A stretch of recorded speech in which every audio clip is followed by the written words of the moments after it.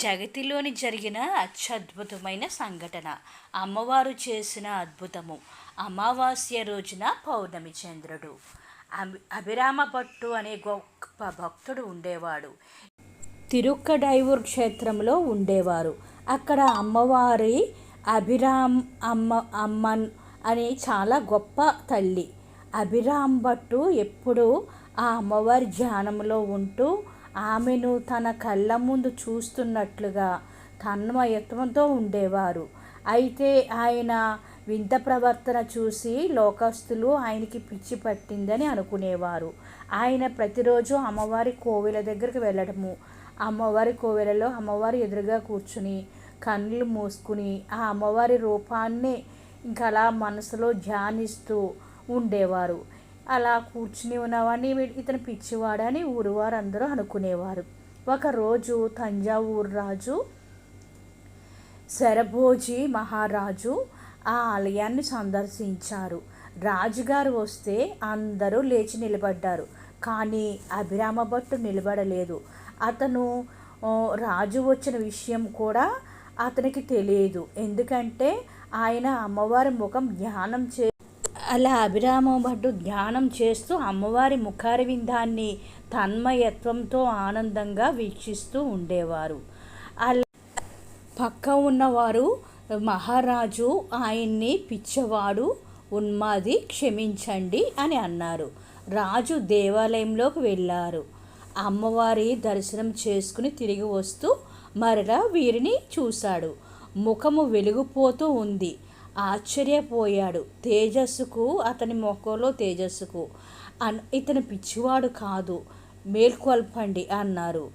ఎవరో ఏదో ఎలా తట్టారో మొత్తం మీద అతన్ని లేపారు. అతను కళ్ళు తెరిచాడు. కానీ మనస్సు అమ్మవారి ముఖము నుండి పక్కకు రాలేదు. ఆ అమ్మవారి ముఖధ్యానము నుండి బయటకు రావడము బహు కష్టమయ్యింది. ఆయన్ని రాజు అడిగారు, ఈరోజు తిథి ఏమిటి అని. పౌర్ణమి అన్నాడు అభిరామ భట్టు. నాకు పౌర్ణమి చంద్రుడిని చూపించగలవా అన్నాడు రాజు. తప్పకుండా అన్నాడు అభిరామ భట్టు.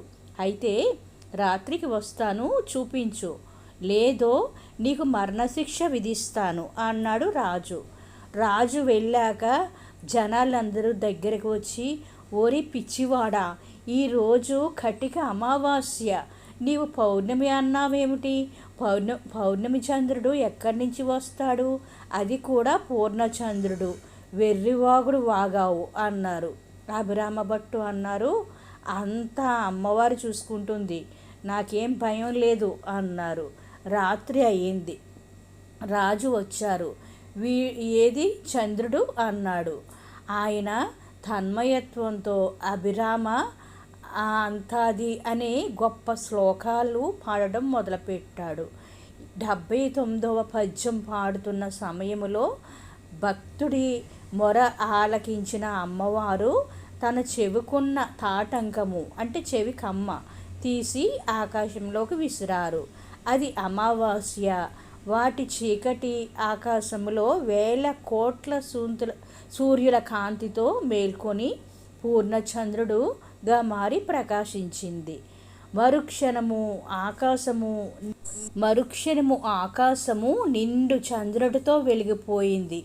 అది చూసిన రాజు, ప్రజలు ఆశ్చర్యపోయి భట్టు కాళ్ళపై పడి క్షమాపణ కోరుకున్నారు.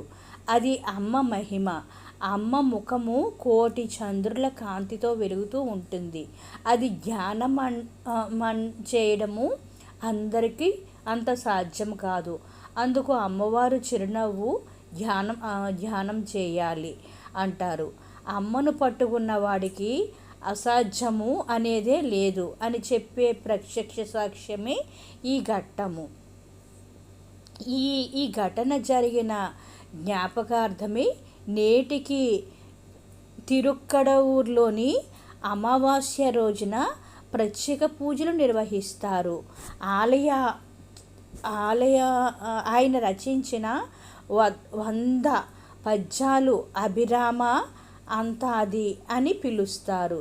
ఇక తమిళనాడు భక్తులు ఎంతో పవిత్రమైన గ్రంథము ఇది. ఈ గ్రంథము ఈ సంఘటనని పరిశీలిస్తే అమ్మవారి మీద మనకి అపారమైన భక్తి, అంటే మానసిక భక్తి ఉంటే చాలండి.